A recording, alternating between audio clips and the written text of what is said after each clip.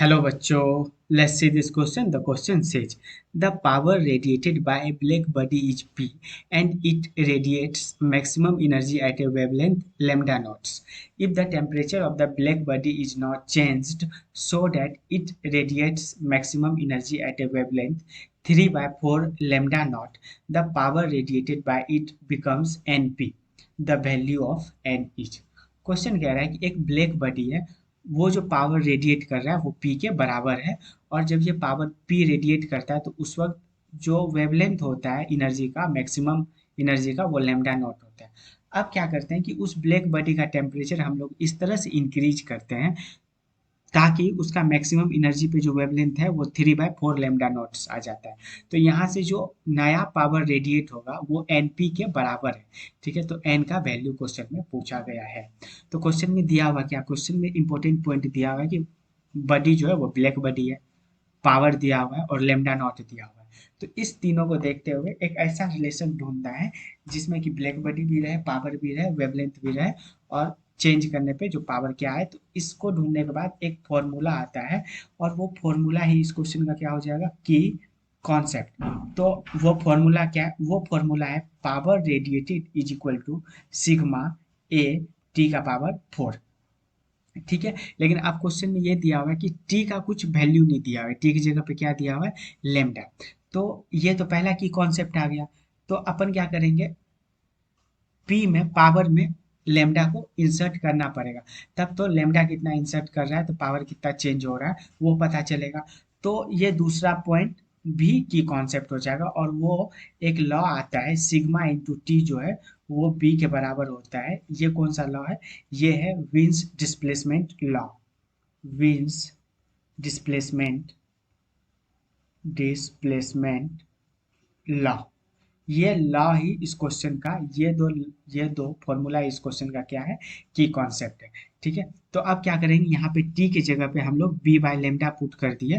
तो ये आ गया क्या, ये आ गया P is equal to sigma A B का पावर 4 अपॉन लेमडा का पावर 4।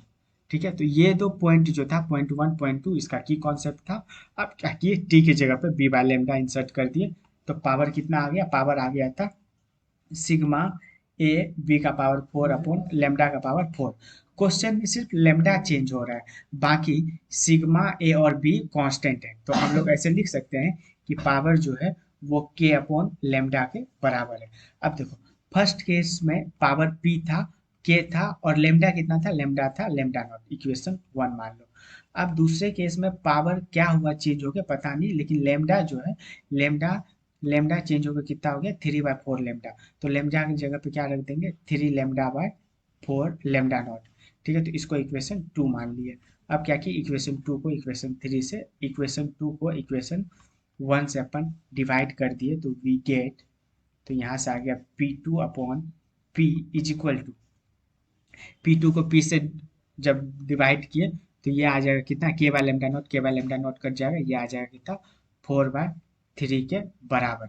अच्छा, एक चीज़ और, यहाँ से लेमडा का पावर 4 था तो यहाँ भी पावर 4 आएगा, तो यहाँ भी 3, यहाँ पे भी एक चीज़ गलती हो गया, यहाँ पे आ गया के अपॉन 3/4 लेमडा नॉट्स का पावर 4 आ जाएगा यहाँ पे भी। तो यहाँ पे जब डिवाइड किए P2 को P1 से, के कट गया, लेमडा नॉट कट गया, तो ये आ गया कितना के बराबर, ये आ गया P2 अपॉन पी जो है वो आ जाएगा 3/4, यहाँ पे आ जाएगा 3/4 के पावर 4 के बराबर। तो 4 का पावर 4 ऊपर चला गया और वो आ गया 4 का पावर 4 और 3 का पावर 4, 4 का पावर 4 क्या आ जाता है 256 और 3 का पावर 4 आ जाता है 81।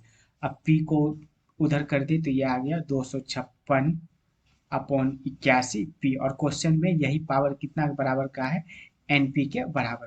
तो दोनों इक्वेशन को जब कंपेयर किए तो यहाँ से एन का वैल्यू क्या आ गया, एन का वैल्यू आ गया 256 अपॉन 81। तो 256 upon 81, hence option number A is the right answer. Hope you understood it well, best of luck.